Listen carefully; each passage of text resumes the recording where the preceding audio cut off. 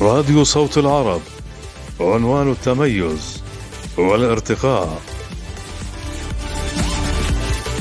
أهلا بكم مستمعينا وحلقة جديدة من حكاية ومثل. مثل اليوم هو بلغ السيل الزبا. هو مثل عربي يقال عندما يشتد الأمر حتى يتجاوز الحد. الزبا جمع زبية، وهي حفرة تحفر للأسد إذا أرادوا صيده.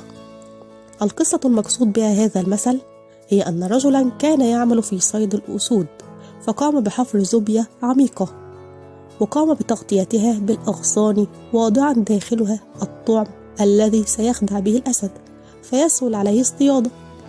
في ذلك اليوم أمطرت السماء مطرا غزيرا، وسالت السيول حتى وصلت الرابية التي بها الزبية وغطتها، فأفسدت على الصياد الخطة التي وضعها لصيد الأسد.